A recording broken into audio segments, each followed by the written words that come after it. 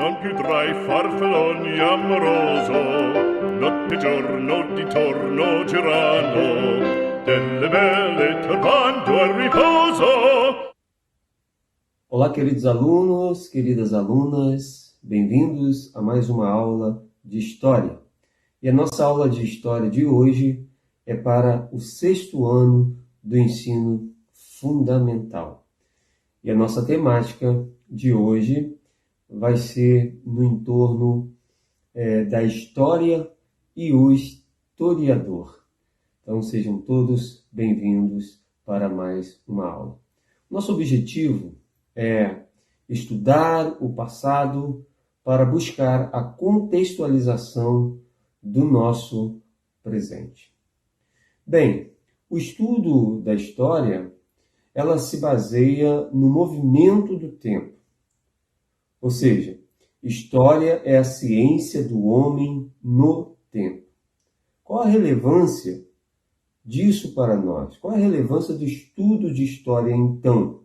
Ou seja, eu preciso entender o tempo presente, eu preciso olhar para o passado para que esse presente seja entendido.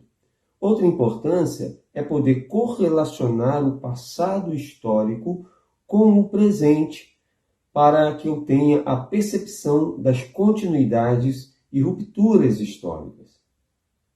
Antes de a história ser considerada uma ciência, os indivíduos eles recorriam aos mitos.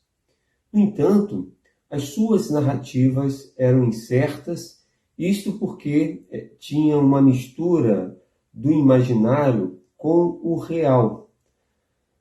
Ou seja, por conta disso, a história passou a ser uma ciência quando o pai da história, chamado Heródoto, ele vai fazer a distinção entre aquilo que é mito daquilo que é real.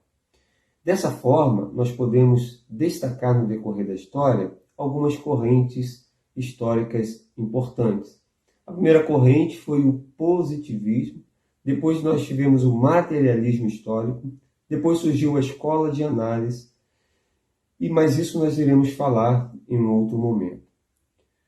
O estudo da história é uma indagação sobre o significado da vida. Sabe aquelas perguntas filosóficas? De onde eu vim? O que eu estou fazendo aqui? Para onde eu vou?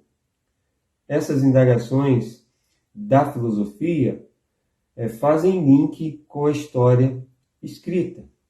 Dessa forma, nós podemos dizer que a história é ciência que está relacionada com o presente e que nós somos responsáveis pela construção dela. Não podemos, de maneira nenhuma, mudar o passado. Contudo, nós podemos, no presente, projetar um futuro diferente. Sendo assim, existem também algumas ciências que vão auxiliar a história. Por exemplo, nós temos a antropologia, que é o estudo do homem, nós temos a geologia, que é o estudo da terra, nós temos a paleontologia, que é o estudo dos fósseis, de espécies de animais de períodos geológicos passados. Nós temos também a arqueologia, que é o estudo dos indícios ou vestígios de civilizações e culturas passadas. Todos nós temos uma conexão pessoal com o passado. E isso, independente da investigação histórica,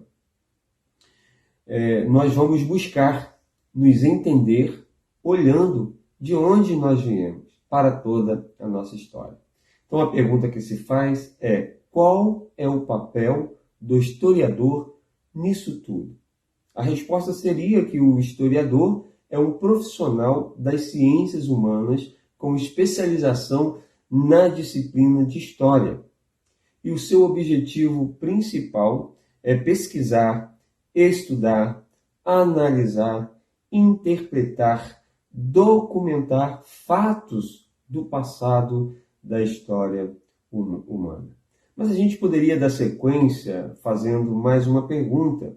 como a história ela chega a nós. Como nós podemos ter a história? Bem, a história ela chega até a nós pelas fontes históricas. E aqui eu quero destacar para vocês que são os vestígios humanos, os vestígios arqueológicos, as fontes materiais e fontes imateriais. Essas fontes nos trazem a história.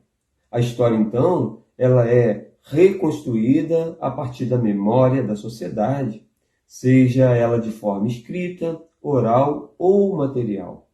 A história é, então, a ciência que se preocupa em estudar as ações do ser humano e seus reflexos no decorrer do tempo, levando em consideração as singularidades de cada período. A ciência e história vai nos ajudar a ter uma compreensão acerca dos eventos ocorridos no passado. Vai nos ajudar a identificar as mudanças e permanências no presente. E é essencial para a construção da noção de memória, seja ela individual, seja ela coletiva. Sendo assim, a história não é uma verdade absoluta. Isto porque ela possui diversas versões para os acontecimentos e fatos, uma vez que estes são reconstruídos a partir da memória de um determinado período. Fontes históricas, então, são os materiais que vão fornecer aos historiadores informações acerca do passado. Daí elas podem ser escritas como documentos, jornais, revistas. Elas podem ser orais, como depoimentos, entrevistas. Elas podem ser materiais, objetos, móveis, roupas. E ela também pode ser iconográficas, ou seja, pinturas, fotos, entre outras. A construção dos conhecimentos no campo da história precisa estar amparada por diferentes possibilidades interpretativas. Sendo assim, é muito importante que este conceito de fontes históricas seja amplamente debatido de forma contextualizada. Nós vamos ter, por exemplo, antes da escrita, nós vamos ter a pintura rupestre, considerada também uma fonte histórica hoje, e uma das primeiras maneiras de trocar mensagens.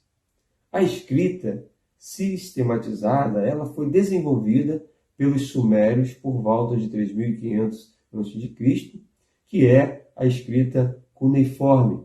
Aconteceu lá na Mesopotâmia. Muitas foram, então, as formas de suportes para o desenvolvimento da escrita, que nos dias de hoje essas formas são impensáveis. Por exemplo, barro, cascas de árvores, rochas, couro de animais, ossos e muitas outras formas. Alguns instrumentos da escrita do passado nós temos como, por exemplo, as tabuletas de argila, o óstraco, o papiro, o pergaminho e até, mais recente, a máquina de escrever. Dessa forma, as fontes históricas, elas são fontes documentais, fontes visuais, fontes orais, temos também fontes primárias, fontes secundárias e fontes terciárias. Todas essas fontes são usadas nos dias de hoje. E temos também documentos históricos. Na próxima aula, nós vamos falar sobre as formas de marcar o tempo. Até lá! Non più tra i farfalloni amoroso, notte e giorno di torno girano, delle belle turbando al riposo.